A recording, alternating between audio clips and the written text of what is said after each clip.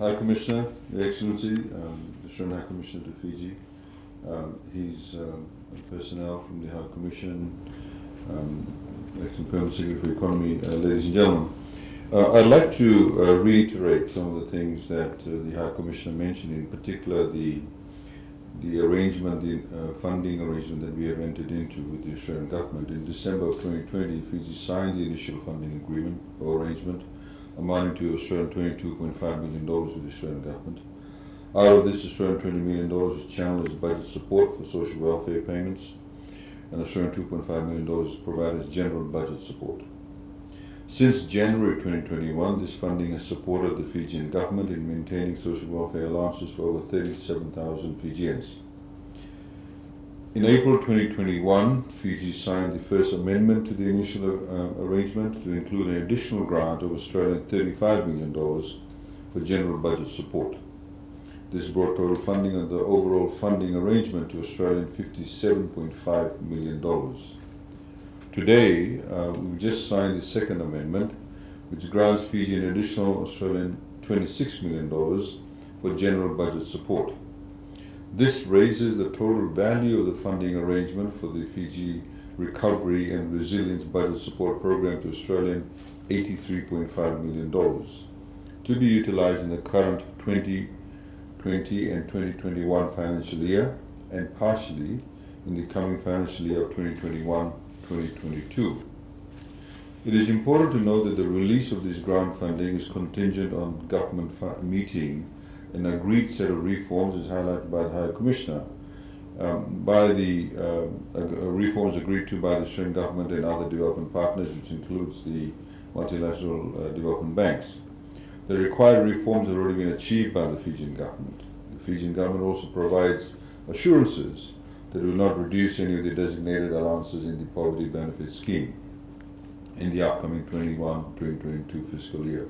This is very easy to meet because we actually weren't intending to do so in any case. The second amendment simply expands on the existing funding arrangement for the Fiji Recovery and Resilience Budget Support Program that already provided financial support to make the Fijian government's COVID-19 relief measures possible and social protection initiatives to continue.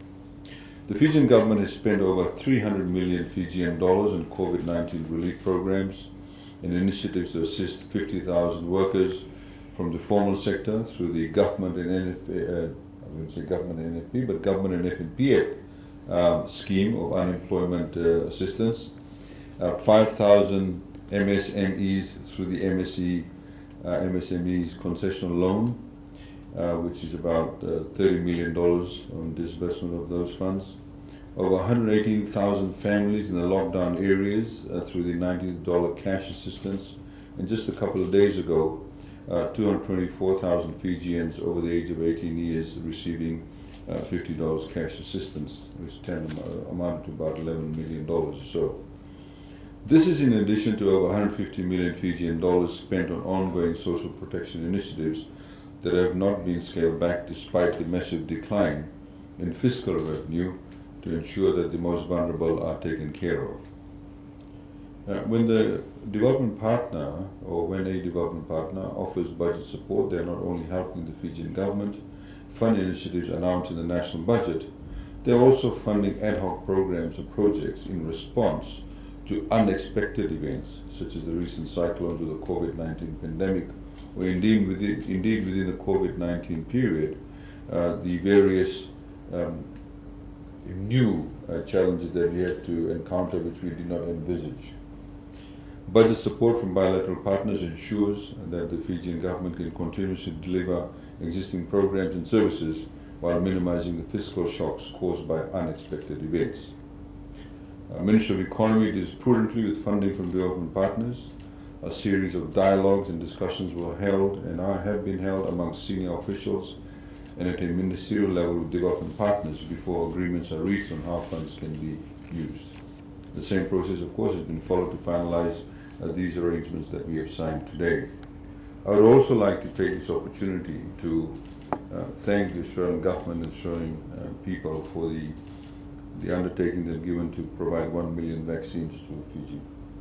And this is critically important for us because in order for us to be able to open up our borders, to get our economy fully back at full throttle, it is important for us to have access to the vaccines. And even though we had budgeted to buy vaccines, accessibility has been an issue, in fact, for many countries. So we are doubly grateful to the Australian government for giving us access to those vaccines in an expeditious manner, and we continue to look forward to getting those vaccines. So hopefully, as the High Commissioner has mentioned, that we can get our people vaccinated in the next couple of months completely, which will mean that we will be able to open up our borders more readily. People will be more ready and willing to come to Fiji, so we can open up the tourism sector, but also it will protect Fijians from getting the virus itself. It is also important to note that as part of budget expenditure, we have focused on our ability to ensure that we have digital records of the vaccine program, that we have digital records of the people who are getting vaccinated, online registration. We've just launched the QR code, for example, through Digital Fiji program, and also to develop vaccine passports, which is very important, not just for international travel, but also in respect of domestic authentication of whether people have got vaccinated or not, which will help both employees and employers itself. So we'd like to once again thank the Australian government and Australian people for this initiative, and we look forward to working closely with you. Thank you. Thank you.